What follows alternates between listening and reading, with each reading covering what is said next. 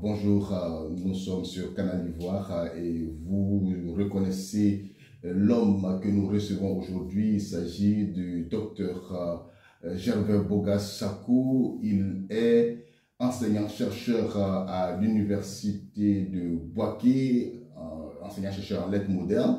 Il est le président fondateur de la Fondation internationale pour l'observation et la surveillance des droits de l'homme et de la vie pacifique. En prélude, bien sûr, à l'événement qu'il prépare actuellement, qui est les 30 ans de son sacerdoce au service des droits de l'homme. Canal Ivoire a voulu échanger avec lui. C'est tout à l'heure. Canal Ivoire, voix de la diversité.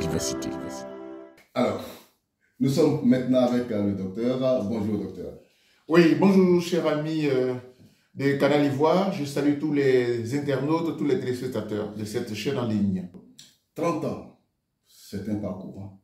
Absolument, et c'est pour cela qu'il faut qu'à un moment donné, je marque un arrêt et puis rendre gloire au divin. Parce que comme vous et moi, nous en parlons, quelqu'un qui n'a pas, du point de vue académique, qui ne s'est pas concentré sur la discipline, qui n'a pas étudié la discipline, et puis à un moment donné, mais depuis étudiant quand même, en licence, on en est donc en 3e année d'université, donc depuis 1994 que je suis versé là-dedans. Et donc vous imaginez, comme c'est une discipline scientifique, et nous sommes en sciences, je suis enseignant-chercheur, il me fallait donc glaner, c'est faire d'abord des recherches, et puis glaner un certain nombre de certificats et de diplômes, c'est ce que j'ai fait. Et mon meilleur diplôme, vraiment, c'est celui que j'ai obtenu du département d'État américain en 2008, qui m'a décerné... On ne va pas déjà manger les bonnes choses, on va commencer crescendo. Voilà. D'abord, on veut savoir, les internautes veulent savoir, Gervais Boga Sakou, l'homme. Oui. C'est qui?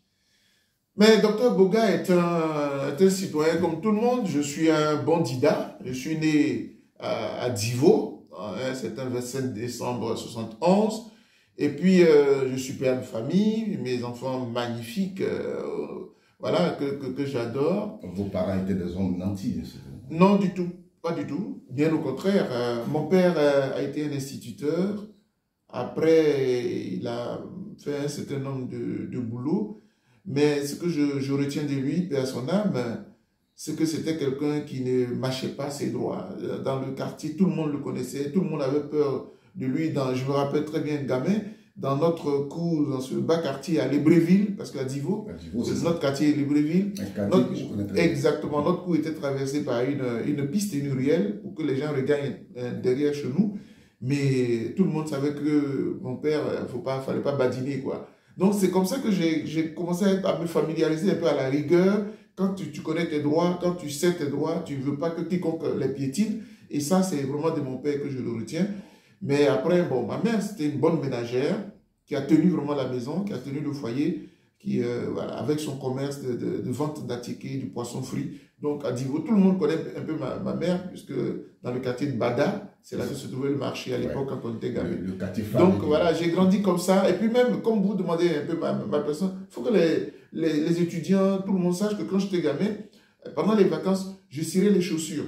À Divo, tout le monde sait ça, pour aider mes parents aussi à rentrer. Puisque moi, après le primaire, j'ai été affecté à San Pedro, au lycée scientifique de San Pedro. Donc, il fallait que je quitte les parents et tout ça. Donc, c'est ça mon job de vacances. Aujourd'hui, les jeunes ne veulent pas faire des jobs de vacances, mais j'ai apprécié lorsque la fille de Barack Obama a fait son stage dans un McDo. Vous voyez, pour dire quand même que, quel que soit le statut de ton père, il faut apprendre à travailler. Aujourd'hui, je suis très fier de ce que je suis devenu parce que mes parents m'ont élevé dans ça. Donc, vous comprenez que Dr Boga, ce n'est pas quelqu'un, non, je suis un enfant de famille. Parti de rien. Donc, exactement, un enfant de famille modeste, etc. International. Exactement, et c'est pour cela que les diplômes en université, nos maîtres nous enseignent ça. Nos diplômes, c'est notre héritage. C'est notre bien précieux, on ne s'amuse pas avec ça. Et je me suis battu pour atteindre le doctorat, qui est le sommet. À deux du doctorat, il n'y a plus d'autres diplômes. Il y a des grades pour devenir professeur titulaire. Mais le diplôme, le premier diplôme universitaire, c'est le bac. Le dernier, c'est le doctorat. Donc aujourd'hui, je suis une fierté d'être à ce niveau-là. Et ça, je n'envie même pas un ministre.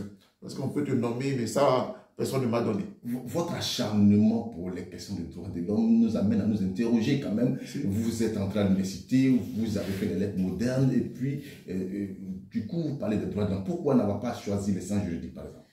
Oui, c'est une très bonne question qui me revient souvent. Quand j'ai eu le baccalauréat, donc série A1, au lycée moderne de Boisflé, je salue tout, voilà, c'est ma maison. Après le lycée scientifique, on m'a exclu, mais peut-être que j'aurai l'occasion de revenir là-dessus. Là, on m'a projeté, on m'a renvoyé vers le lycée de Boisflé. Et j'ai eu mon bac avec mention. J'étais major de toute ma promo, tout le monde le sait à Boisflé. J'ai mené des études scolaires vraiment très brillantes. Et ça, je bénis le divin pour cela. Et donc, quand j'obtiens le bac, on m'a orienté dans plusieurs disciplines. Hein. J'aurais pu faire droit, etc.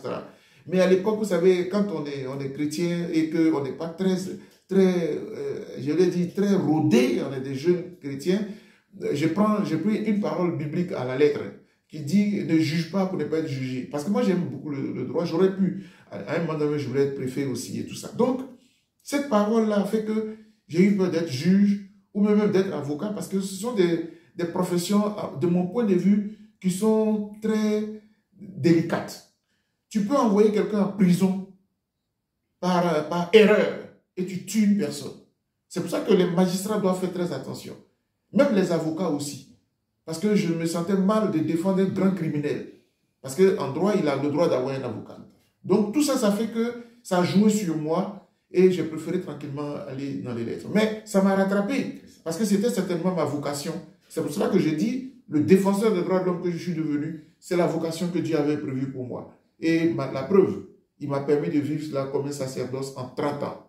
Je ne peux que le bénir. Une vocation, mais quand même, on peut aussi se demander, est-ce que durant votre parcours, est-ce que vous n'avez pas été victime souvent de quelques injustices, peut-être motivistes? Très bonne question, très bonne question. Parce que en chacun de nous sommeille un révolté, sommeille un défenseur des droits de l'homme. Effectivement, le déclic est venu du lycée scientifique. Quand je vous ai dit tantôt qu'on m'a balancé du lycée scientifique au lycée de Boisflé. Ce qui s'est passé, c'est que j'étais en seconde, en 88, je crois, et puis j'obtiens donc mon passage pour aller en première. J'étais en première D. Et puis, le président Oufouette, à son âme, devait recevoir des présidents qui venaient d'ailleurs. Et donc, ce qu'ils ont l'habitude de faire là-bas, c'est que c'est les élèves de tous les lycées qu'on envoie devant la cité des Caïmans pour applaudir les personnalités. Et ce jour-là, les bus sont venus d'Abidjan. Et moi, on nous a embarqués dans un bus. Au lieu de s'arrêter à la cité, devant la rue des Caïmans, devant les Caïmans, là, il nous a amenés à l'aéroport. Mais vraiment, comme ça, tel que je vous explique, c'est comme ça qu'on a vécu cela. Et bien, moi, on était content parce que, étant à l'internat, au lycée scientifique, tout le monde est interne, etc.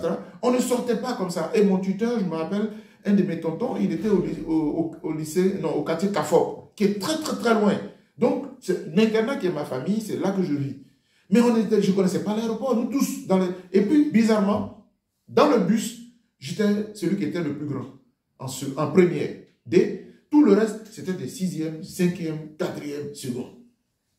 Donc voilà où mon sort va être scellé. Je suis le plus grand, donc le plus âgé. Et puis j'étais membre de la troupe théâtrale du lycée scientifique. J'étais un des membres. Et puis en plus, j'étais à la GEC, Jeunesse étudiante catholique. Et puis en plus, j'étais inscrit au MESI. Parce que dans la période là, 88-89, le MESI était en train de mourir parce que la FESI arrivait en 90. Voilà le décor. Et voici le malheur qu'on a vécu. Quand on est arrivé à l'aéroport net, la dame l'éducatrice qui se charge de recevoir les élèves du lycée scientifique, a vu notre bus et puis elle s'est interloquée. Qu'est-ce que vous faites ici? Nous on dit, mais on est venu pour, voilà, comme tous les... Il y avait plusieurs élèves, hein, mais à la vérité, les gens les sélectionnaient. Nous, on ne savait rien de tout ça.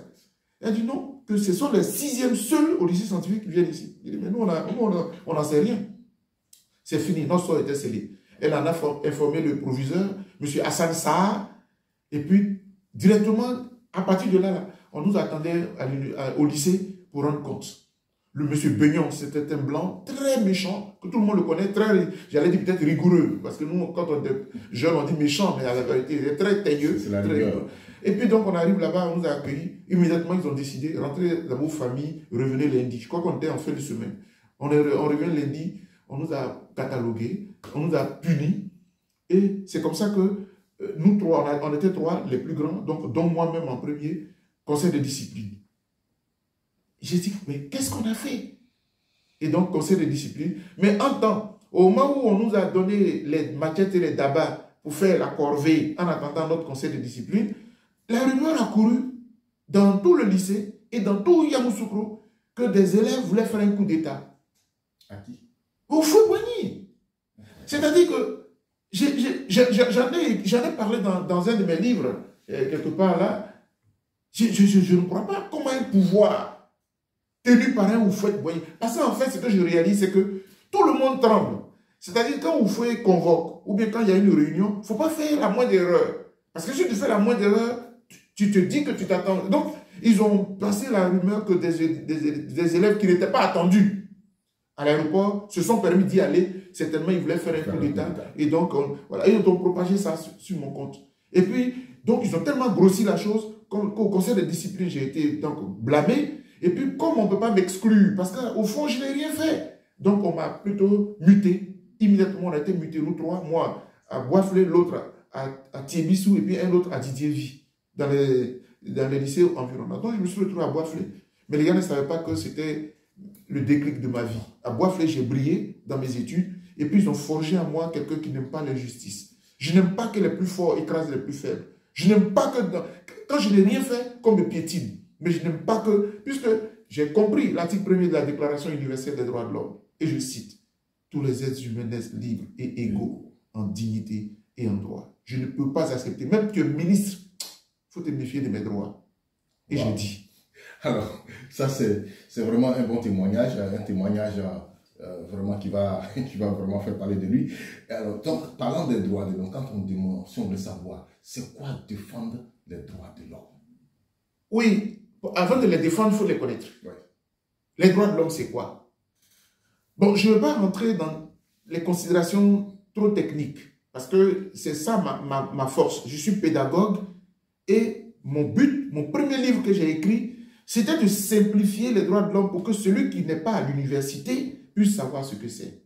En fait, ce sont un ensemble de règles, un ensemble de principes, un ensemble de valeurs qui sont reconnus à tout être humain à partir du moment où il est être humain. Autrement dit, dès que je suis né, il y a des droits en moi. Et quiconque sur la terre doit respecter ces droits-là. Par exemple, prenons le droit à la vie. Le droit à la vie, mais c'est Dieu qui te donne la vie. Donc, personne sur la terre, même pas ton père, par qui tu es né, ne peut se permettre de te ôter la vie. Voici comment, en simplifiant, je tombe sur quelque chose, mais qui nourrit mon âme, et qui nourrit mon corps, et qui nourrit ma vie. Et puis, je dois avouer, cher ami, que je suis aussi influencé par ma foi chrétienne. Et donc, au début, quand je commençais dans cette discipline, je me suis dit, mais Dieu m'a créé avec des valeurs. D'ailleurs, il dit que je suis à son image. Donc, si je suis à l'image de Dieu, personne sur la terre ne peut se permettre de toucher, d'égratigner ce que Dieu a créé. Et puis, quand je fais mes recherches scientifiques, à la faveur de cette mission que j'effectue aux États-Unis, à l'invitation du département d'État américain, en 2008-2009, je tombe sur un texte de droit, mais qui me satisfait et qui va vous édifier. Tout le monde connaît ce texte. C'est la déclaration d'indépendance américaine du 4 juillet 1776. Parce que les Américains, les États-Unis sont devenus indépendants le 4 juillet 1776. Depuis lors, leur constitution. Je lis la première phrase de ce texte et je suis rassasié dans mon âme. Le passage dit ceci, et je cite. Nous tenons pour évidentes par elles-mêmes les vérités suivantes. Tous les hommes sont créés égaux. Ils sont dotés par le Créateur de certains droits inaliénables. Parmi ces droits se trouvent la vie, la liberté et la richesse du bonheur. Fin des citations. Chers frères, quand tu entends ça Ça veut dire que les Américains qui sont considérés comme des pionniers des droits de l'homme, c'est le pays des droits de l'homme. Et puis bon, après on parle de la France également. Mais ils disent eux-mêmes que les droits de l'homme sont donnés à l'être humain par Dieu.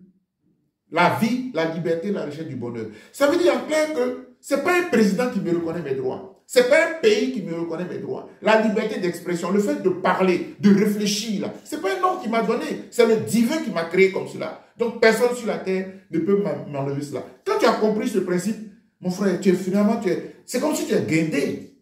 Tu vois un ministre, tu le respectes. Parce que c'est l'autorité. Mais l'autorité a ses limites. Mon être est infranchissable, inviolable. Quand le policier arrive, le policier, je ne peux pas trembler devant le policier parce que le policier lui-même, là, sa mission, c'est de me sécuriser. Ce n'est pas de venir m'abattre. Le policier est là pour ma propre sécurité. Or, dans notre société, c'est le policier qui est zélé, qui te fait ramper, qui te fait tabasser. C'est le gendarme, parce que le chef de l'État lui a donné l'ordre, parce que le ministre lui a donné l'ordre, qui pense qu'il peut se permettre de prendre les étudiants, les mater, les massacrer, parce qu'il a reçu un ordre. Or, celui de qui il reçoit l'ordre est quelqu'un qui a été voté par moi. Donc le pouvoir, là, c'est moi qui le maltraite, là. C'est moi qui ai le pouvoir. C'est la vendeuse au marché, là, qui a le pouvoir. Parce qu'en démocratie, c'est le peuple qui a le pouvoir. Voici ce que les droits de l'homme... Et quand tu es dans cette dimension, mon cher, tu peux te mettre sur un plateau, mais tu peux gueuler comme voilà, parce que tu penses que c'est toi qui as le pouvoir. Mais il faut respecter les institutions. Il faut respecter les institutions. Et quand vous expliquez, pour nous qui ne sommes pas des juristes ou bien des spécialistes, des techniciens, oui. On a un peu peur. Est-ce que ce n'est pas dangereux de défendre les droits de l'homme? Est-ce qu'il n'y a pas de danger? Ah oui, bien sûr que c'est très dangereux. Ah oui. Parce que surtout en Afrique, les gens n'aiment pas d'abord la vérité de façon générale. Et puis en Afrique, les autorités, c'est ce qu'on appelle les autorités. Mais d'abord, on peut philosopher sur certaines autorités. Parce que ton autorité vient de moi, qui t'ai élu. Mais bref, les autorités n'aiment pas qu'on les critique. Les critiquer, c'est les défier. Oh, j'entends déjà dire, mais le président arrive, toi tu pars. Vous n'avez pas vu cette vilaine scène, ce n'est pas un bel exemple, excusez-moi, mais où un citoyen français s'est permis de gifler le président Macron. Mais parce que le président, par respect pour tous les citoyens qui l'interpellent, s'arrête pour parler avec eux. C'est ça le respect, c'est ça les droits de l'homme, c'est ça le respect de la démocratie. C'est le peuple qui te fait. Donc quand le peuple t'interroge, monsieur le président, monsieur le ministre, arrête-toi. D'ailleurs, le ministre même n'est rien, on ne le compte même pas. Parce que c'est le président qu'on a élu. On n'a pas élu un ministre. On a élu le président. Et le président nous est redevable. Mais si le président nous est redevable, le ministre doit nous respecter. Parce que c'est nous qui faisons le président. C'est nous qui votons le président, sans notre vote. Mais il n'est rien, c'est un usurpateur, sans notre vote. Donc c'est vrai que c'est dangereux. Selon les statistiques des Nations Unies, chaque année, il peut y avoir au moins 500 personnes qui sont traquées, même tuées dans la défense des droits de l'homme. Je ne fais pas ça, je ne dis pas ça pour effrayer quiconque. Mais c'est un sacerdoce. Parce que si on se dit que ça fait peur, personne ne doit parler. Non, le monsieur est voleur, ou bien le monsieur est un tueur. Tout le monde le sait. Mais si personne ne parle, il va tuer toute sa vie, jusqu'à ce que Dieu le rappelle. Non, il faut qu'il y ait quelqu'un pour lui dire, cher ami, on sait, mais c'est par respect pour toi qu'on ne dit rien. Sinon, tu es un tueur. Donc, de temps en temps, il faut qu'il y ait quelqu'un. Et donc, depuis un certain temps, l'ONU, dans les années 80, a commencé à être interpellée à travers le monde sur la question des défenseurs des droits de l'homme, qui sont des gens qui prennent des risques. Donc, l'ONU a adopté, à l'occasion du 50e anniversaire de la Déclaration universelle des droits de l'homme, elle est de 48, donc 50 ans plus tard, c'était en 98. Donc, l'ONU a adopté un texte qu'on appelle la Déclaration sur les défenseurs des droits de l'homme. Un très beau texte qui les protège, qui les défend parce que ils sont exposés à des dictateurs. Donc, on nous protège avec cette loi-là. Mais mieux, par exemple, en Côte d'Ivoire, et ça, je suis obligé de le reconnaître au pouvoir Ouattara, quand je suis revenu d'exil, j'ai trouvé un très beau texte qui a été adopté, qui a été voté par le Parlement. Je salue tous les acteurs de la société civile, ceux qui sont restés au pays pendant que nous on était en exil, qui ont dû faire du lobbying auprès du Parlement, et on a adopté un très beau texte qui s'intitule la loi numéro 2014-388 du 20 juin 2014, donc promulguée par M. Ouattara le 20 juin 2014, portant promotion et protection des défenseurs des droits de l'homme. Dans cette loi-là, l'article 5 dit les défenseurs des droits de l'homme, dans l'exercice de leurs fonctions, ils ne doivent jamais être interpellés, ils ne doivent jamais être inquiétés, ils ne doivent jamais être arrêtés, ils ne doivent jamais être emprisonnés. Mais d'où vient alors que chaque jour, on nous interpelle, puis Chérif Bale est emprisonné, Dr Boga sous contrôle judiciaire. Mais oui, parce que je suis sous contrôle judiciaire depuis 3 ans, depuis que je suis arrivé ici. Moi, je pense que ce n'est que dans un but pour nous museler, pour nous contrôler et tout ça. Mais c'est peine perdue. Parce que ce que j'ai reçu en moi est au-delà des personnes. J'ai envie de demander, Dr Boga, particulièrement vous concernant, est-ce qu'à un moment donné, vous avez regretté ce combat? Vous avez eu envie d'abandonner? En 30 ans, jamais. En 30 ans, j'ai dit jamais. Vous avez été souvent menacé? Ah oui, mais bien sûr. Pourquoi j'ai été en exil? J'ai été en exil parce que les menaces étaient graves. J'allais dire gravissimes. Ma vie était en danger. Ils ont cassé mes bureaux au mois de mars et au mois d'avril. On a pris le président Laurent Gbagbo le 11 avril 2011. Donc le mois de mars et le mois d'avril, c'était les périodes les plus chaudes où la rébellion avait déjà pris tout le pays. Donc toutes les personnes qui avaient mal critiqué M. Ouattara, pas dans le sens que les gens voulaient, tous ces gens étaient en danger. Moi, j'ai reçu les menaces. C'est d'ailleurs ce qui a fait que, une fois que j'ai atterri en Italie, mais c'est en une semaine qu'on m'a accordé le statut de réfugié politique et que partout où je faisais des conférences, la police italienne me protégeait, me sécurisait, parce que mon verbe est limpide et mes prises de position sont claires et propres. Et donc, effectivement, c'est très risqué. J'ai été menacé plus d'une fois, mais c'est Dieu. C'est pour ça que, vous me permettez, à la faveur de cette occasion de 30 ans-là, la seule personne, le seul être suprême à qui je peux rendre hommage et gloire, c'est Dieu. Parce que c'est lui qui m'a protégé. Et même pas les gardes du corps. Parce que sous le président Laurent Gbagbo, on nous avait donné des gardes du corps, des policiers et des gendarmes. Sur la base de ce que le travail que nous faisons pour la société est très risqué pour nous. La FECI avait cassé nos bureaux. Ils avaient cassé la LIDO. Ils avaient cassé la PDH. Parce que j'ai été président de la PDH. Ils ont cassé nos bureaux. Et nous avons tempêté. Nous avons dit au président Laurent Gbagbo, on n'est pas d'accord. Et le président nous a reçus. Et à l'occasion, il a demandé au ministre Désiré Tagro, père à son âme, de nous octroyer des gardes du corps si on le voulait. Ceux qui voulaient ont pris. Moi, j'en ai eu des gardes du corps, des policiers et des gendarmes. Et ils étaient là. Et puis, j'ai critiqué le pouvoir. Et j'ai critiqué Laurent Gbagbo tout le temps. Sur l'article 48, quand il devait prendre l'article 48, on s'est acharné. Parce que de mon lecture, l'article 48, là, son objet, c'est pas de dire tel est candidat, tel est candidat. Je le dis parce que les gens pensent que Laurent Gbagbo, on était toujours amis. Je ne l'ai jamais connu. C'est dans la crise de 2010, où mon pays est humilié à l'étranger, où le M. Sarkozy se met quelque part et puis donne des ultimatums à mon président. Que je l'aime ou pas, que je l'ai élu ou pas, il est le président de mon pays. Et mon pays est souverain. Je ne peux pas l'accepter. C'est ça qui a fait que je me suis opposé. Et c'est ce qui a fait que j'ai été en exil. Parce que je ne peux pas l'accepter. La France n'est pas supérieure à la Côte d'Ivoire. Nous sommes des pays égaux au regard du droit international. Je ne peux pas l'accepter. Et j'ai dit. Très révolté, j'aime bien cette conclusion. Et j'ai dit, Dr Boga Sakou, dans ce combat 30 ans, quels sont vos souvenirs? Ah, les meilleurs souvenirs. Mais je ne peux que dire cela. Dans la même lancée, en fait. Mais j'ai pris plaisir et j'ai tiré de la fierté à être un défenseur de mon pays. Et ce qui est intéressant dans cet épisode, cher ami, c'est lorsque, quand le président est encore au pouvoir, on peut dire il t'a envoyé, il t'a donné de l'argent, il t'a mandaté, tu es un acheté, tu es un vendu. Bon, il n'y avait plus de président. Mon président a été bâillonné, on l'a envoyé à la haie. Et c'est là où je me lève pour défendre ma patrie. C'est tellement beau. En 30 ans, mais j'ai défendu des femmes, des veuves, j'ai défendu dans les foyers, parce que les droits de l'homme, c'était ensemble. La femme est mariée, je fais un peu de coq à l'âne. La femme est mariée à un policier qui la maltraite et tout ça. Elle se dit, mais là, je suis mort, il est policier lui-même. Donc, elle me touche. Or, dans mon profil, le policier connaît ma mission. Et en plus de cela, j'ai eu la chance de travailler au ministère de l'Intérieur, d'être un des patrons des policiers, grâce au ministre Martin Blehou, notre ancien président de la LIDO, quand il a été nommé ministre de l'Intérieur. Il m'a appelé au cabinet. Donc quand j'appelle le policier, je n'ai pas envie de gâcher ta carrière. Mais la femme que les parents t'ont confiée, il faut t'occuper d'elle. Sinon, c'est le commissaire du gouvernement, c'est tout de suite le juge qui va t'appeler. Le monsieur, il va trembler. Ce sont des problèmes que je rêve au quotidien. Mais ma fierté, là où je vous parle aujourd'hui, ce sont les 10 années, depuis 2010, que j'ai fait pour ma patrie. Je suis fier de cela parce que ça va rentrer dans l'histoire de ce pays. Tenez-vous bien, quand on a pris le président Laurent Gbagbo, avec le ministre Charles Blé Goudé, et toute sa famille, Mme Simone Gbagbo, tout le monde, s'il n'y avait personne qui se soit levé, personne ne s'était levé, s'il n'y avait personne qui n'avait bronché, si la diaspora ne s'était pas levée, au moment où on a diabolisé le président, on dit c'est un criminel.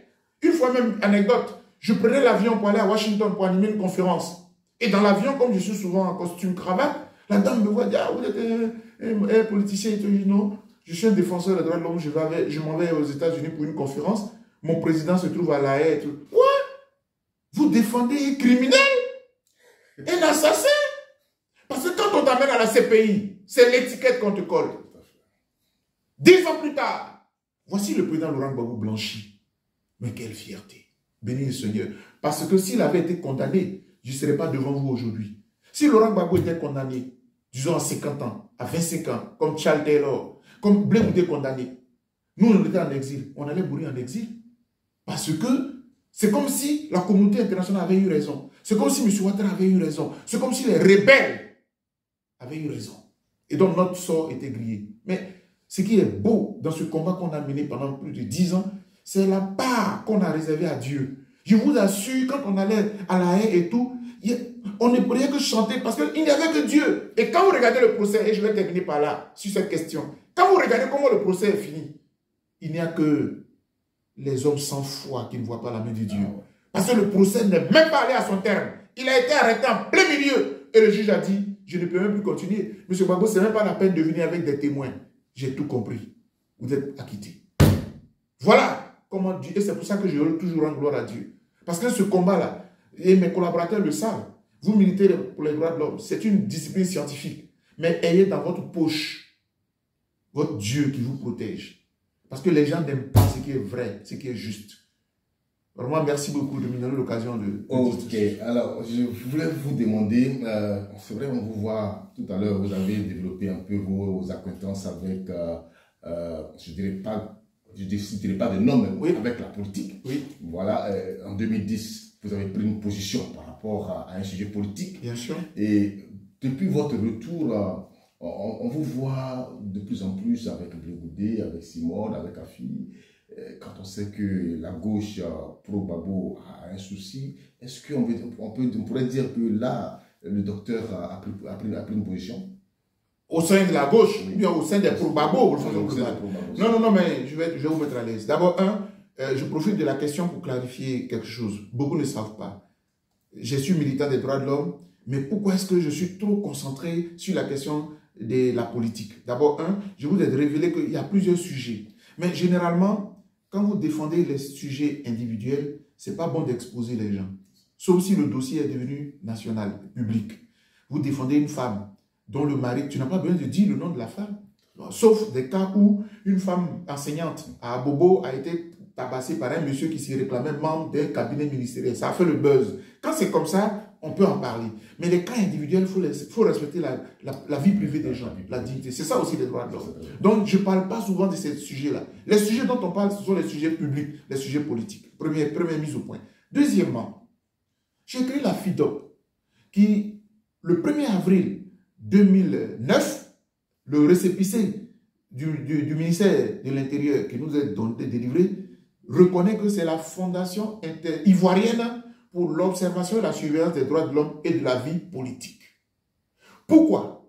Parce que j'ai fait mon pèlerinage en Israël et en revenant après mon pèlerinage de 2 semaines à peu près, dans l'avion, je crois que c'est Dieu qui me dit, bon, tu fais les droits de l'homme et tout ça, mais quel est le foyer dans lequel les droits de l'homme sont violés dans votre pays, dans ton pays, dans l'Afrique?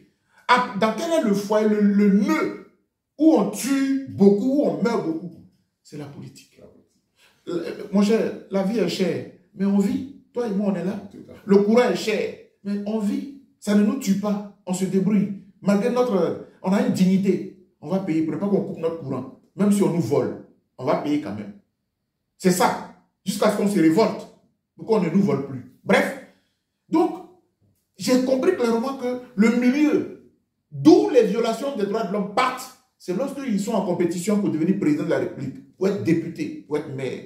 C'est comme ça que l'idée de créer la FIDOP m'est venue dans l'avion. Dès que j'ai atterri, les textes ont été rédigés J'ai appelé des amis de l'université, des amis de promotion qui sont là, docteur Amara, ils sont professeurs et tout, et puis des jeunes frères à moi, et puis on a créé l'association, et puis on a déposé les textes. Donc, déjà comprenez que par sa définition, la structure que j'ai créée se donne le pouvoir et le droit de surveiller les hommes politiques, de surveiller leurs discours, et mieux, de les former. C'est écrit dans nos statuts.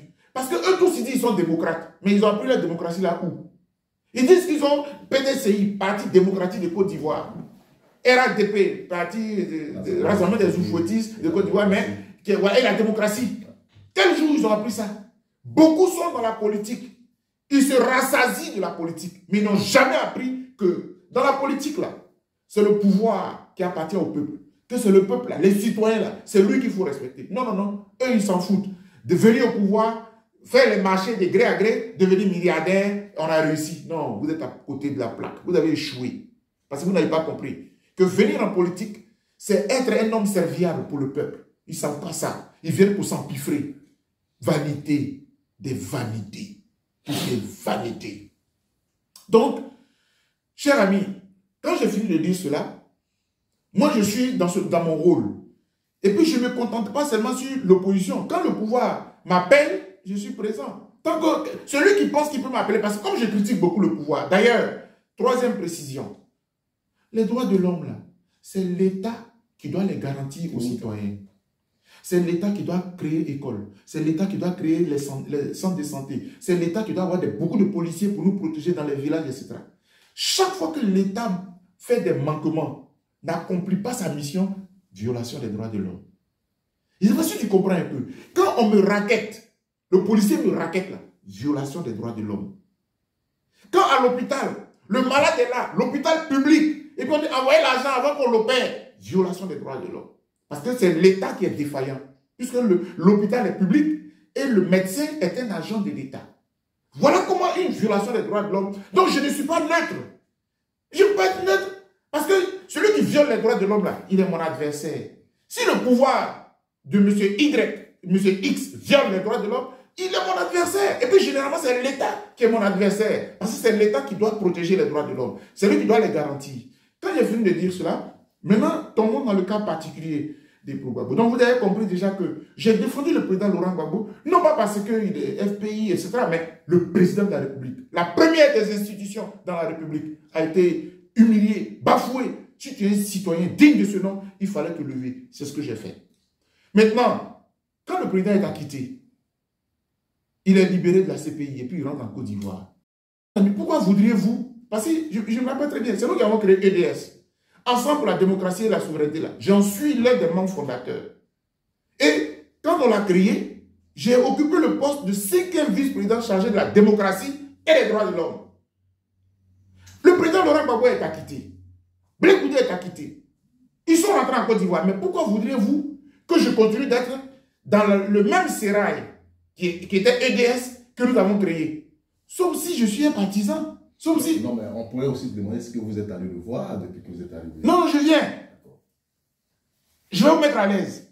Donc, quand nous sommes arrivés, le président Laurent Gbagbo nous a convoqués tous au Palais de la Culture. Il a prononcé un discours assez clair. Il a dit que son parti, le FPI, est pris en otage par M. Afin Guessan. Il n'a pas envie de rentrer dans des querelles. Il préfère contourner l'obstacle. Et puis, il appelle tous ceux qui ont mené le combat de venir se mettre avec lui pour créer un grand parti politique. C'est le lendemain de cette rencontre-là que je lui ai adressé un courrier. Je vous dis, Monsieur le Président, vous me connaissez. Et moi, j'ai appris à vous connaître. Je suis défenseur des droits de l'homme. Je ne suis pas politique. À partir du moment où vous êtes revenu et que je vois maintenant que vous voulez prendre les choses en main pour créer un nouveau parti politique, je suis bien obligé de me retirer. Donc, je m'apprête à démissionner de EDS et puis de rester dans mon carcan de défenseur des droits de l'homme. Voici ce que j'ai fait. Par respect pour le président qui me connaît et que je connais un peu. Voici ce que j'ai fait. Mais quand c'est sorti, ça a été très mal pris. Ça a été très mal apprécié. Parce que bon, je comprends le contexte. Afin Guessan venait de... Donc, quelque part, et puis le président a parlé, Dr Boga, parce que Dr Boga aussi, il faut le reconnaître, même si il ne m'aime pas trop, enfin, il me critique, ils savent le combat que j'ai mené. Et quelque part, je pense que leur réaction c'était aussi par l'espoir aussi que je pouvais être, parce que je faisais partie de ceux qui vraiment comptaient aussi dans... Qui pensaient, ils ont même espéré en vous. Exactement. Donc, à la dimension de ce qu'ils espéraient en moi, ils m'ont pas raté, ils m'ont pas fait de cadeau. Et j'ai eu très mal. J'ai eu très mal parce que j'ai pris ça pour de l'ingratitude. Pendant 10 ans, j'ai abandonné mes enfants. J'étais en exil pour défendre mon président. Mais mon président avait un fils qui travaillait ici en Côte d'Ivoire. Il travaillait ici sous le régime de Ouattara. D'où vient que quand je rentre d'exil, je me bats pour qu'on me réintègre en tant que fonctionnaire, enseignant à l'université. On dit, ah, on a tout compris. C'est parce qu'il voulait manger. J'ai eu très mal. Et donc, la personne qui m'a ouvert au moins ses bras et qui m'a au moins consolé, c'est Mme Simone Veil Gbagbo, la première dame. Je veux lui rendre hommage. Parce qu'elle, au moins, elle a compris que c'est vrai que je me suis battu pour mon pays, mais celui qui dirigeait mon pays, là, c'est son mari et elle-même. Elle m'a accompagné dans mon village, à Nebo, pour que mes parents me reçoivent. Ça m'a touché. Mais après, j'ai été très, très reconnaissant, mais je ne suis pas entré au MGC, dans son mouvement. Non, je suis société civile. Je veux être utile à mon pays en étant société civile. Et je crois que mes rapports avec Mme Simone Veil Gbagbo sont au beau fixe. Parce qu'elle aussi, je l'ai défendue en exil. En dehors même de ce qu'il y avait la prison et tout ça. Il y a des énergumènes sur les réseaux sociaux qui se sont permis d'humilier cette femme au-delà de sa personne. Je lui ai dit, mais vous trompez. Si vous voulez parler politique entre vous. Mais pour nous, c'est un symbole, cette femme. Sur le continent africain, demandez-moi s'il y a 2 ou 3 femmes de sa trempe. À part Winnie Mandela qui... Parce qu'elle est l'épouse... Mais même Winnie, elle s'est battue avec Mandela. Donc, elle-même, c'était une femme de valeur. Mais Simone est une universitaire. Elle est ma dévancière à l'université. C'est une femme de grande valeur. Au-delà même. Et puis, elle était vous-même présidente de votre groupe parlementaire. Et pour ceux qui sont membres du FPI, vous savez que quand les gens commençaient... Quand on étudie l'histoire du FPI, c'est elle qui formait tous les militants. Donc, du respect. Je ne peux pas accepter. Parce que personne dans leur parti, là, n'a osé recadrer la personne qui a osé l'insulter sur les réseaux sociaux. Moi, je l'ai fait. Moi, je l'ai fait. Et donc, tout ça, ça fait que je suis très attaché à cette femme. Et c'est les mêmes droits de l'homme qui m'amènent à faire toutes ces choses-là. Donc, j'ai fait cela. Mais peut-être qu'en le faisant aussi, je me grillais quelque part. Parce que dans tous les cas, c'est comme si tu as un papa qui a deux épouses, mais voilà. Si tu as fait le mauvais choix, mon cher, quelque part, ton compte est bon, quoi. Donc, j'assume que mon compte peut être... Je suis mal barré, mais voilà. Moi, sinon, j'ai rien contre le vieux. J'ai rien contre le président. On le dira dans tous mes livres, on le dit, c'est le père de la démocratie. C'est ce monsieur-là qui nous a permis, nous, jeunes cadres de ce pays, d'oser parler devant un président, des présidents. Sinon, dans ce pays, parti unique, vous pouvez être Dieu sur terre. C'est le jeune... Laurent Gbagbo, à l'époque, débutant, qui a osé. Et tous, nous sommes entrés dans cette brèche-là. Donc, bref, voilà pour ce qui est de la première dame Simone. Et puis pour Charles Blé Goudé, c'est pratiquement... Voilà. On a tous fini en exil. On rentre, le garçon reste seul là-bas, sans son passeport. Je suis défenseur des droits de l'homme, non? Chaque fois que j'ai l'occasion d'aller en Europe, même étant sous contrôle judiciaire, j'ai écrit au juge pour dire que ma famille est là-bas, puisque ma famille est basée en Italie, mon épouse elle y est, donc j'y vais. Donc quand on me donne le droit de voyager, j'arrive toujours à La Haye pour voir comment il va. Parce que tant qu'il n'était pas rentré, notre combat n'était pas terminé. Il fallait que Blé Goudé rentre. Et Dieu merci, il est rentré. Et c'est comme ça qu'il m'a fait lui aussi... Le PCO. Oui, le PCA, c'est-à-dire le président du comité d'accueil. Et le PCO, c'était son collaborateur qui faisait les tâches. Mais moi, j'étais la personnalité de premier plan, devant parler au pouvoir, devant parler aux religieux, devant parler à tous. Parce que le jeune frère Blé Goudé m'avait demandé de faire en sorte que son retour ne soit pas dans un camp politique, parce qu'il sait très bien que beaucoup lui en voulaient. Il était au cœur, c'était l'homme du président Laurent Gbagbo, le fils putatif qui s'est mouillé, qui a sacrifié sa jeunesse. C'est pour ça que quand je vois sur les réseaux sociaux, la façon dont les gens parlent, ça fait mal, parce que de toute façon, il y a Dieu qui est juste. Si je suis en exil, tu m'as donné un verre d'eau, tu m'as donné à manger, je ne peux jamais dire autre chose sur ta personne.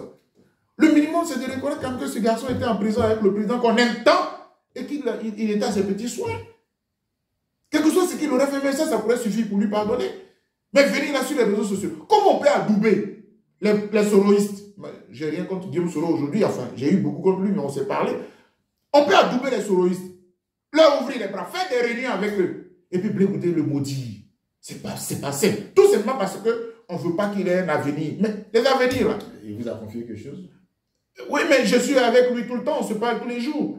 Je sais que dans tout ça, c'est parce qu'il y a un combat autour de... Tout le monde le sait, que ce soit autour de Ouattara, comme même autour de Bédié, personnel. Aujourd'hui, là, qui vous a dit que tiens, mais tranquille?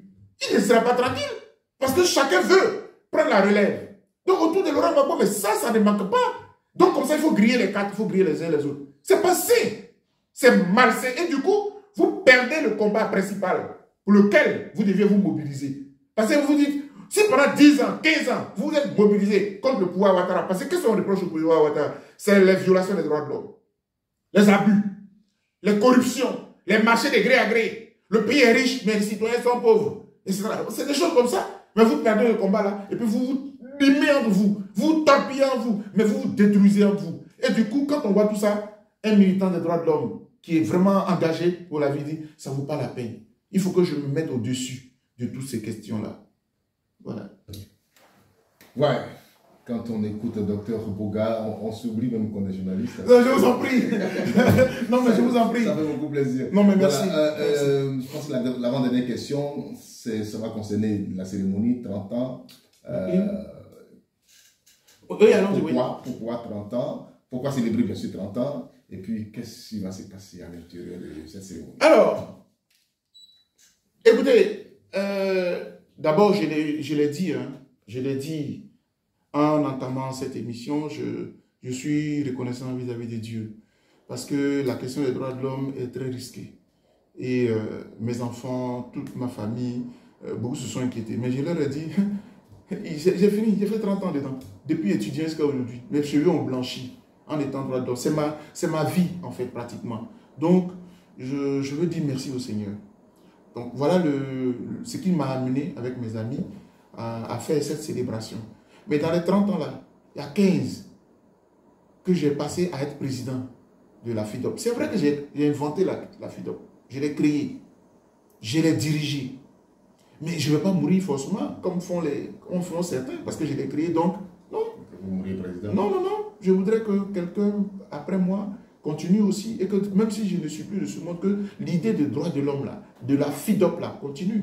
On crée les associations, on crée les mouvements, on crée, voilà, pour que ça reste dans la postérité. Donc, je voudrais que quelqu'un prenne la relève et que moi aussi, je sois un peu plus déchargé. Donc, ça veut dire qu'il y aura une assemblée générale. Oui, après. C'est-à-dire que quand je finis là, on fait la célébration des 30 ans, il y a un président qui va assurer l'intérim. Et jusqu'à ce que dans 6 mois ou bien 1 an, un congrès soit organisé et qu'on regarde parmi mes amis, celui qui peut être vraiment prêt à mener le combat. Dans tous les cas, moi je mourrai défenseur des droits de l'homme. Parce que dans les textes, je serai dans les membres fondateurs, je serai président d'honneur. Quand j'étais à la PDH, j'ai dirigé la PDH. Dans les textes, il y a un conseil d'administration. Les anciens présidents sont d'office membres du conseil d'administration. Donc, ça veut dire que où je suis assis ici, je suis membre de la PDH, membre du conseil d'administration. Non, c'est pareil aussi pour la FIDOP. Donc, je ne vais pas m'éloigner. Et puis, qui va former tous ceux qui vont venir? Je suis enseignant dans les universités, j'enseigne les droits de l'homme, j'enseigne le droit international humanitaire. Mais il va le faire aussi pour les membres de la FIDOP. Donc, je continuerai toujours d'être là. Mais, par exemple, il y a des enjeux qui arrivent. Je voudrais pouvoir me libérer et me prononcer. Voilà, être une voix qui compte et qui porte. Et pour cela... Vous continuerez toujours de dénoncer. Ah oui, je veux rassurer les Ivoiriens. Là, maintenant, c'est à votre nom. Non, je peux être un membre d'honneur de la FIDOP. C'est-à-dire que le défenseur des droits de l'homme, selon la déclaration dont je vous ai parlé, la déclaration de l'ONU de 1998, et même selon la loi de 2014 de Côte d'Ivoire, selon la loi de Côte d'Ivoire, le défenseur des droits de l'homme, c'est quelqu'un qui s'engage à défendre et à promouvoir les droits de l'homme. Il peut le faire seul, comme il peut le faire en association. Donc, je suis toujours protégé par mon statut de défenseur des droits de l'homme à vie. Donc, je peux toujours le faire. Mais quand je viens parler en ce moment-là, ce n'est pas au nom de la FIDOP forcément parce que je ne suis pas le président exécutif. Si bien que mes prises de position n'engageront pas la structure, parce qu'il faut que je protège aussi mes collaborateurs. Demain, si je dis, bon ben, mon cher David, tu es candidat, je te soutiens. Le fait de le dire, là, ça peut crédibiliser ta candidature parce que des personnes qui m'aiment bien et qui me connaissent, qui savent que je suis rigoureux en matière d'appréciation, peuvent dire, bon, on va soutenir David. Mais ce n'est pas la FIDOP qui l'aura dit. Parce que la FIDOP a un président exécutif. La structure ne s'est pas prononcée. Mais Dr Boga, qui est une personnalité, un leader d'opinion, il est né la vie. Et ça peut avoir une portée. Voilà. Qu'est-ce que vous répondez à ceux qui vont penser peut-être que vous prenez cette décision à cause de la petite crise qu'il y a eu dernièrement avec vos collaborateurs? Les 9 familles qui ont démissionné. Oui. Mais la crise est longtemps, elle est morte. Qu'est-ce qu'ils sont devenus? Ils avaient tout à gagner. Aujourd'hui, là, s'ils étaient là, parce que parmi eux, il y a des hommes de confiance. Parmi mes amis qui sont partis là, les 9 là, mais il y a eu des hommes de confiance. Des gens avec qui j'ai mangé, des gens chez qui j'ai dormi. Je suis allé avec eux à la haie. On a dormi. Je suis goûter, on a fait des choses. Donc, malheureusement, quand il a dormi chez lui, c'est-à-dire qu'on va le voir, on dort à l'hôtel, mais on est, voilà. Exactement. Donc, aujourd'hui où je me retire là, mais c'était à eux de prendre la relève. Mais j'en vois des gens, il y en a malheureusement qui étaient peut-être pressés, qui se sont retrouvés. Bon, évidemment, chacun a fait son choix. Parce que, tu sais, les structures des droits de l'homme, ce ne sont pas des partis politiques. Les membres sont libres d'avoir leur parti politique. Donc, c'est vrai, j'en ai vu qui soutiennent Thiam, qui soutiennent Gbagbo, etc. Mais ils ne sont pas dirigeants. C'est le dirigeant là qui doit faire attention pour ne pas que sa prise de position entache. Mais les membres, ils sont dans leur parti politique. Parce que la structure des droits de l'homme n'est pas une structure de parti politique. Donc, ils avaient ce droit-là. Mais je veux dire, ils avaient tout à gagner. Parce que ce que vous oubliez, c'est quoi? C'est que tous ces partis-là sont des partis anciens. Même, bon, c'est vrai que le PPACI est un jeune parti, mais les membres là, ce sont des anciens. Donc quand tu vas là, tu as la queue leu. Tu as fait ton parcours pendant 5 ans, avant que tu atteignes, sauf si tu es vraiment brillant. Parce qu'il y en a qui peuvent être brillants, et quand ils arrivent, ils sautent les étapes. Voilà, tu rentres tout de suite là, au PPACI, si tu es brillant, très brillant, tu peux te retrouver dans le bureau central. Mais sinon, dans la logique, fais tes premiers pas. Parce qu'on veut voir ta sincérité. Mais vous allez au PDCI. Le parti le plus vieux de ce pays. Tu vas faire tes premiers pas de la classe 0 avant d'arriver au sommet. Or, c'est ensemble qu'on a dirigé la FIDOP. Dr Boga n'a pas de parti politique, il n'y a pas de militants cachés. Non.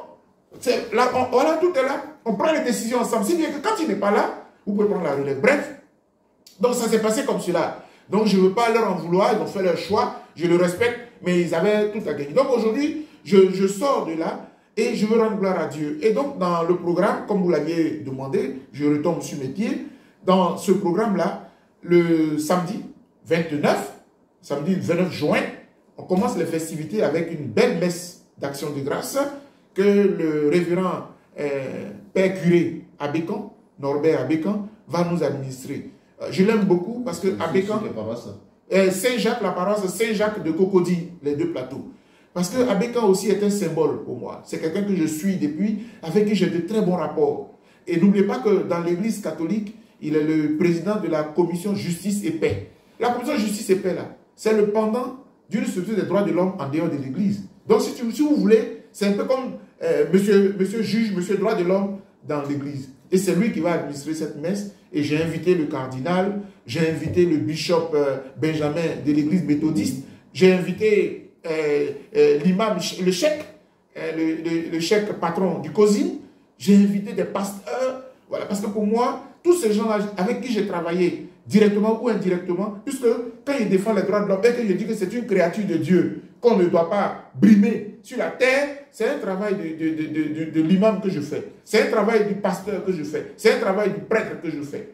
À l'époque même, quand j'étais dans ma cachette et qu'on a pris le président Laurent Gbagbo le 11 avril, mais j'ai demandé à Dieu, tu me sors de ce pays-là, mais moi je vais devenir un serviteur de Dieu, carrément, je l'ai dit carrément.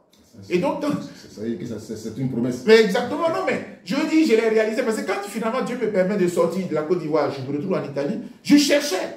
Et ce sont des amis pasteurs qui m'ont dit, mais docteur, ne te fatigue pas, défenseur des droits de l'homme là. Tu es déjà comment dire, consacré. Donc, c'est ton sacerdoce. C'est comme ça que le terme sacerdoce, pour moi, m'est resté. Donc, quelque part, on est dans la même ligne. Parce que moi, je veux le bien-être de l'être humain, de la société, et l'homme de Dieu le veut aussi. Donc, on va rendre gloire à Dieu. J'ai invité pas mal de personnalités. J'espère que Mme Gbagbo, Blé Goudé, tous les amis seront là. Ce sera une très belle messe. Et puis, le 5 juillet, je peux dire, c'est vraiment l'apothéose. C'est vrai que la partie qui m'intéresse, qui me fait vraiment plaisir, c'est la partie spirituelle, la partie religieuse, mais je ne peux pas non plus nier que je suis universitaire. Donc le 5 juillet, le matin, il y aura un colloque à l'université. Et je veux dire merci au président de l'université de Cocody qui nous a cédé l'amphi district où va avoir lieu ce colloque avec des amis, des professeurs, voilà, le professeur Bléou que j'ai vu pas mal de personnalités. Il y en a qui ont confirmé, M. Guy Honoré s'est excusé, mais pas mal de personnes que j'ai vues. Parce que ce colloque, il est pluridisciplinaire. Parce que comme je ne suis pas moi-même juriste à la base, et j'ai fait un travail que j'estime acceptable, appréciable même, je pense que n'importe quel citoyen, sans diplôme, devrait se consacrer aussi à la défense des droits de l'homme. La vendeuse au marché, si elle connaît ses droits, elle peut au moins parler pour dire oui, mais tu me demandes de payer une autre patente, ou bien de payer une autre, comment dis-je, ticket, de payer un autre ticket, un autre ticket. Oui, un autre ticket, alors que j'ai déjà payé. Alors que, donc, elle peut au moins, tu vois, donc c'est une discipline qui concerne tout le monde. Donc, parmi les intervenants au colloque, vous allez avoir des sociologues, vous allez avoir des philosophes, vous allez avoir des littéraires, vous allez avoir un peu de tout, des juristes. J'aime bien cette femme présidente de l'association des femmes juristes. Puis Chéri Balé, mon ami, va faire. Donc il y a plein de profs, et plein de non-profs, plein de calés, plein de non-calés qui vont parler. Parce que la question des droits de l'homme, c'est une question centrale. Et c'est pour ça que quand j'arrive toujours sur ce point, je cite le père Joseph Wesseski, qui n'était pas un pasteur, qui n'était pas un juriste, mais qui n'est qu'un prêtre, et qui a dit les droits de l'homme. Tant que la société, il y aura des miséreux dans la société, les droits de l'homme seront toujours violés. Mais s'unir, se relever pour les faire respecter est un devoir sacré. Fin de citation. C'est ça, c'est écrit sur sa tombe au Trocadéro à Paris. Le père Joseph Wesseski, c'est lui qui a fondé l'ONG ATD Carmonde. Donc vous voyez que Martin Luther King, il n'était pas juriste. La lutte pour les libertés aux États-Unis, c'est Martin Luther King. Si ce n'est pas Martin Luther King, il n'y aurait jamais eu Barack Obama, président des États-Unis. Un bon noir d'Afrique en plus. Donc voilà. Donc, la question des droits de l'homme, en fait, je veux la désacraliser, je veux la démystifier pour que tous les citoyens, d'ailleurs on s'est battu pour qu'on enseigne ça à l'école. Et dès le primaire, on a commencé, je veux saluer le CNDH qui a fait ce travail-là, on a commencé à enseigner les droits de l'homme. C'est ce qu'il fallait. Parce que je n'ai pas besoin d'arriver à l'université avant de connaître mes droits. Dès le bas âge, il faut qu'on les connaisse. Donc voilà l'objet du colloque. Et puis le soir, ouf, on va souffler avec ce dîner gala. Je dis merci à John Yale, merci à Onel Mala, merci à Idissa, comment il s'appelle je veux dire... Idissa, notre soeur. Oui, notre soeur. Exactement, Idissa. Mais il y a également aussi Betika. Voilà, Betika qui a toujours été là. C'est ma très chère. En tout cas, merci beaucoup. Merci à tous ces artistes qui sont levés pour venir nous accompagner dans ce programme-là. Donc ça, c'est pour le dîner gala, c'est vrai. Les gens peuvent se dire, oui, mais c'est quand même le ticket à 30 000, et puis 50 000. On dit dîner gala. Et puis le monsieur qui organise là aussi, ce n'est pas un ministre, c'est droit de l'homme.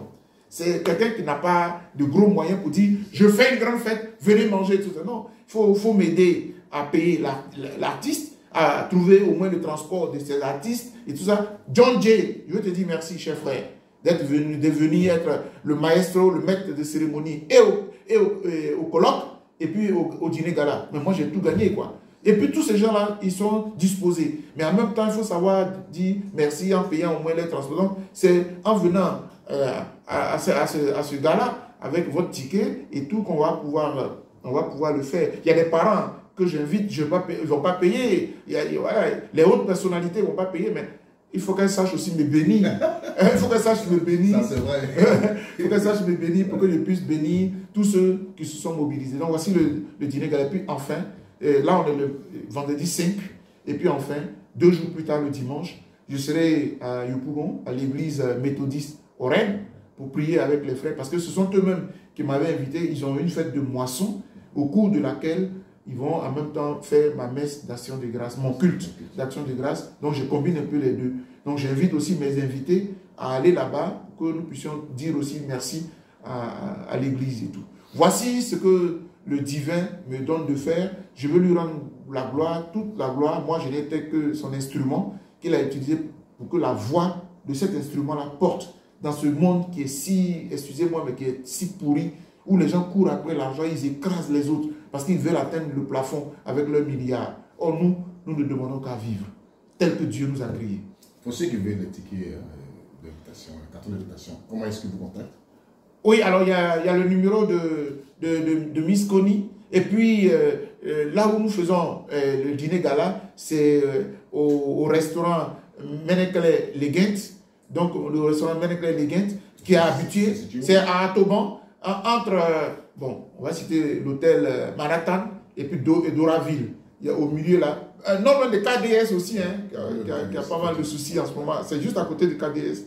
Voilà, donc c'est là que se trouve le Menekle, c'est là que ça va se passer. Donc là-bas même aussi, il y a des tickets. Si les gens, ils viennent, le ciel, la fille peut avoir, ils peuvent appeler aussi, même s'ils me connaissent, ils ont mon numéro, ils peuvent appeler. On a le fixe aussi qui est très connu. Et donc, une fois que ça, c'est pas possible, à l'entrée, ils pourront aussi prendre leur ticket. Mais ce n'est pas un coin de 1000 places. Tout ce que nous faisons là, il n'y a que 200 places. Il n'y a que 200. Mais comme c'est du VIP, on met le paquet pour que les... En fait, la communication n'a pas que pour but de dire « Venez, on a besoin de vous, on a besoin de votre argent ». C'est faux. La communication, là, elle a pour but de vous informer. Que Dr Boga a fait 30 ans dans les droits de l'homme et qu'il voudrait, à l'occasion de ces cérémonies-là, passer le relais à un de ses collaborateurs. C'est ça aussi qu'il faut retenir. Maintenant, si vous êtes vraiment disposé à venir fêter avec moi, à venir me bénir aussi, vous serez les bienvenus. Même s'il n'y a pas de place, moi-même, je vais me lever pour vous donner ma place. Docteur Boga, c'était un plaisir pour nous de vous recevoir sur Canal Ivoire. Oui. Et nous ne pouvons que vous dire félicitations. Merci. Pour ce sacrifice de votre vie, Merci. de votre personnalité au service des droits de l'homme. Et nous vous recevons toujours, même si vous n'êtes plus président de la FIDO, oui, bien sûr. vous pouvez passer sur Canal Ivoire. Bien sûr, mais c'est moi. C'est moi, merci beaucoup. Et avec ces remerciements, ces félicitations, je pense que j'envoie un message à toute la presse. Dr Boga a été un militant des droits de l'homme, mais pas comme les autres. C'est quelqu'un qui avait un rapport direct avec la presse, avec les médias. Parce que j'ai compris qu'un défenseur des droits de l'homme, il est qui? Il n'est rien. Mais ce sont les médias qui sont sa force. Parce que quand il y a une violation des droits de l'homme, si tu n'as pas un canal par lequel divulguer la violation, elle va continuer. Or, quand j'ai un canal et que je dis, mais je viens d'un bobo, voilà, une femme a été tuée par un tel, j'ai déjà résolu en partie le problème. Et les autorités compétentes, je vais les interpeller et elles vont se sentir concernées. Et j'ai fait mon travail d'alerte, mais j'ai fait mon travail de défenseur des droits de l'homme. Le défenseur des droits de l'homme n'a pas d'armée, il n'a pas de police, il n'a pas de gendarmerie, mais il a les médias. Et puis il a sa parole, et puis il a sa conviction. C'est tout ça qui m'a forgé. Merci beaucoup. Merci à Canal Ivoire. Merci à toute la presse des Côtes d'Ivoire et d'ailleurs, dans le monde entier. J'ai été... Oulala, j'avais près de 5000 interviews à travers les 30 ans. J'ai un livre. J'ai pris 6 livres. Je pense que j'ai fait ma part. Que Dieu soit glorifié. Et je dis... Que Dieu soit glorifié et j'ai dit à bien internautes, merci de nous avoir suivis. Ne manquez pas de partager massivement cette vidéo pour que ceux qui ne savent pas beaucoup de choses sur les droits de l'homme puissent aussi apprendre avec le docteur Boga Sakou Gervais.